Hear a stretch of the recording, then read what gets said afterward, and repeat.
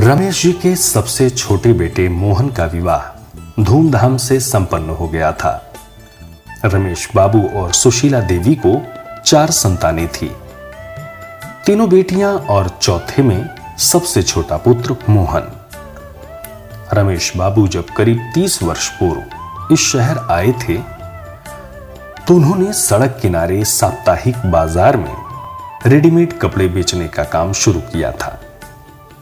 एक कमरे का घर, उसी में किचन, बेडरूम और दुकान का सामान भी। बेहद तकलीफ भरे जाने कितने वर्ष गुजारे थे उन दोनों ने, किंतु कठोर परिश्रम और बच्चों को बेहतर जीवन देने की ललक की वजह से वो हर मुश्किल से लड़ते हुए आगे बढ़ते चले गए थे।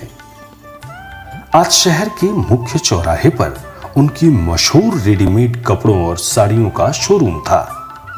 अपना बड़ा सा घर था, गाड़ी घोड़ा नौकर चाकर सब कुछ था। फिर भी रमेश बाबू और सुशीला देवी एक एक पैसा बस बच्चों पे खर्च किया करते थे। खुद पे खर्च करना तो जैसे कभी उन्हें आया ही नहीं। चारों बच्चों की शिक्षा और पालन में कोई कमी नहीं छोड़ी थी उन्होंने। फिर तीनों पुत्रियों का संस्कारी और संपन्न घरों में विवाह किया और अब मोहन का विवाह भी हो गया था। मोहन के लिए उन्होंने बचपन के मित्र और सरकारी स्कूल के चपरासी हरिगोपाल की पुत्री सुधा को बहुत पहले ही चुना था। मोहन भी सुधा को जीवन साथी के रूप में पाकर बहुत खुश था। विवाह की भागम भाग और मेहमानों की विदाई के बाद आज पहली बार पूरा परिवार एक साथ खाने को बैठा था। तीनों बेटियां अभी कुछ दिन और मायके में रुकने वाली थी। सुधा छोटी ननद के साथ मिलकर सबको भोजन परोस रही थी। सुधा बिटिया और मोहन, अब तुम दोनों सप्ताह 10 दिन के लिए कहीं घूम आओ। तुम दोनों का दाम्पत्य जीवन आरंभ हो रहा है। विवाह के उपरांत मनुष्य का एक नवजन्म होता है।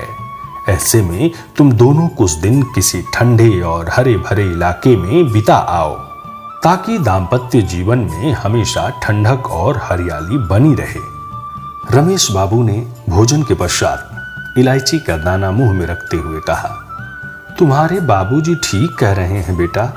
दुकान और घर के फिक्र छोड़कर तुम दोनों कुछ दिन बाहर घूमाओ। सुशीला देवी बेटी की तरफ देखते हुए कह रही थी, मां, बाबूजी, आप दोनों की अनुमति हो तो मैं कुछ कहना चाह रही थी।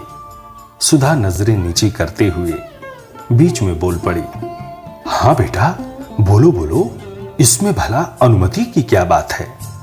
सास ससुर एक साथ बोल पड़े, मां, बाबूजी, आप दोनों ने पूरा जीवन के बेहतर भविष्य के लिए खपा दिया है। पिताजी के मुंह से बचपन से सब सुनती आ रही हूं कि आप दोनों अपने लिए एक साड़ी या एक गमछा तक खरीदने से पहले 10 बार सोचते थे, लेकिन बच्चों के लिए कभी कोई कमी नहीं रखी। बाबूजी, आप दोनों तो शादी के बाद किसी बर्फीले या हरे भरे इलाके में घूमने नहीं गए। फिर आप बताइए कि कैसे इतना ठंडा स्वभाव और हरा भरा दाम्पत्य जीवन आप दोनों को मिला। हम दोनों के सामने घूमने के लिए पूरा जीवन पड़ा है। अब घूमने और दुनिया देखने की बारी किसी की है तो वो आप दोनों की है। हम दोनों ने आप दोनों का यूरोप घूमने का 1 महीने का प्लान बना दिया है। वीजा, टिकट सबका इंतजाम हो चुका है। कल मैं आप दोनों को लेकर मॉल जाऊंगी ताकि यूरोप के मौसम के अनुसार गर्म कपड़े और यात्रा के दूसरे जरूरी सामान की खरीद हो जाए।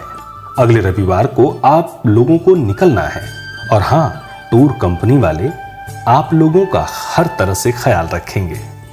और हां मां, मेरे लिए लंदन से एक हैट जरूर लेते आना। मोहन हंसते हुए बोला और फिर सुधा और मोहन खिलखिलाकर हंसने लगे। दुनिया भर के दुख तकलीफ उठा चुके रमेश बाबू को यकीन नहीं हो रहा था कि आज के युग में शादी होकर आई पुत्रवधू सैर सपाटे की सोचने की बजाय सास ससुर के लिए विदेश दौरे का प्रोग्राम बनाने में लगी थी। वाह भाभी, आप दोनों ने खुद की बजाय मम्मी पापा के हनीमून कम कर दिया है।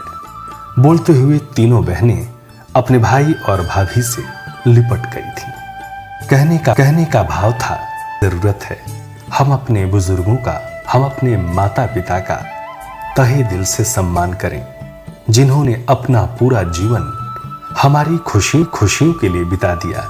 अब जब हम किसी लायक हो चुके हैं तो जरूरत है कि हम उनके खुशियों का ख्याल रखें। कहानी अच्छी लगी हो तो शेयर जरूर करिए। धन्यवाद।